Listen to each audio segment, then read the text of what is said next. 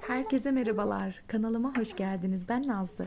Bugün sizlerle harika, çok pratik bir ıspanaklı tava böreği ile geldim. Öncelikle küçük bir demet ıspanağını güzelce yıkadıktan sonra minik minik doğrayalım. 2-3 dal yeşil soğanı da minik minik doğrayalım.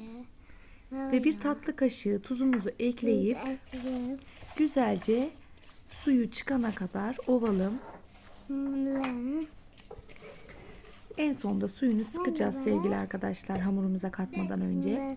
Daha sonra ayrı bir kapta 2 adet yumurta, yarım çay bardağı sıvı yağ,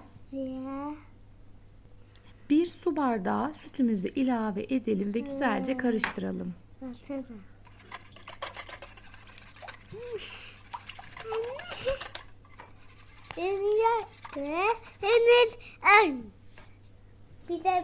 Bir tatlı kaşığı pul biber, 1 çay kaşığı karabiber, 2 yemek kaşığı galeta unu veya mısır unu, 1 su bardağı unumuzu da ekleyelim.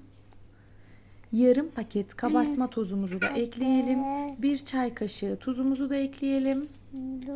Bundan sonra bunu güzelce karıştıralım sevgili arkadaşlar. Daha sonra 2 yemek kaşığı kadar un ilavesi yapacağız tekrardan. Ispanağımızı ekledikten sonra. Bir de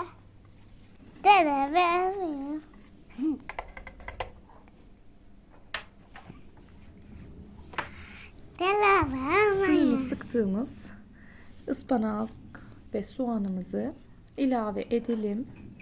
Bir kase kaşar peynirimizi de rendeledikten sonra karışımımıza ekleyelim ve ikisini güzelce karıştıralım. Hamurun kıvamına bakalım sevgili arkadaşlar.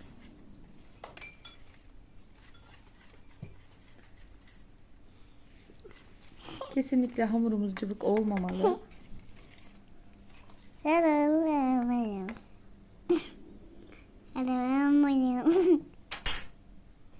Bir yemek kaşığı unu yedirdikten sonra tekrardan bir tane daha ekleyip güzelce kıvam bulması için tekrardan karıştırdım.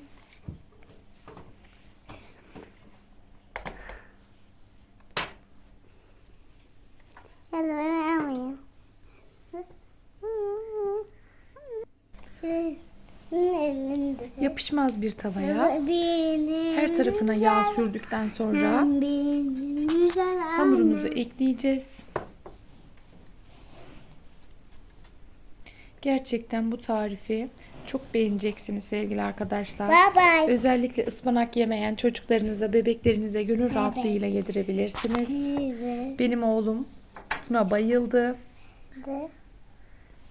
Ocağa koyup altını kısıp kapağını kapatıp iyice pişirelim sevgili arkadaşlar. Zaten çok da güzel kabardı gördüğünüz gibi.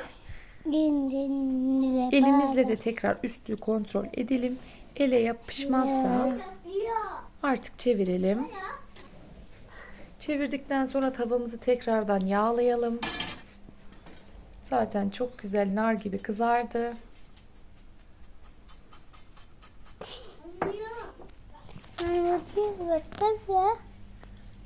Tekrar kapağını kapatılıp altını kısıp arkasını da güzelce pişirip servis edebilirsiniz. Kahvaltılarınıza çok yakışacak. Videolarımı izlediğiniz için hepinize çok teşekkür ederim. Kanalıma abone olmayı unutmayın.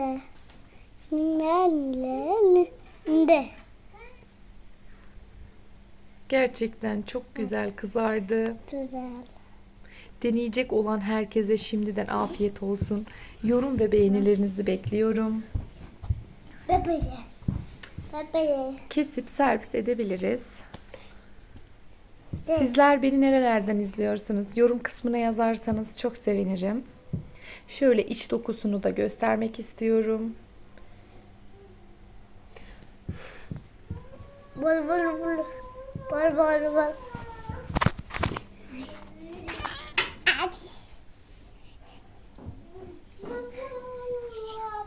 Şimdi abi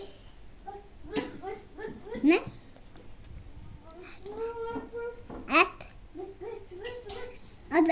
dizen. Dört dizen. Çok sağlıklı bir tarif oldu sevgili arkadaşlar. Ispanak bu tarife çok yakıştı. Şu bölüp tekrardan göstereceğim sizlere. Hep. Çok güzel bir videonun daha sonuna geldik sevgili arkadaşlar. Hoşça kalın, afiyetle kalın.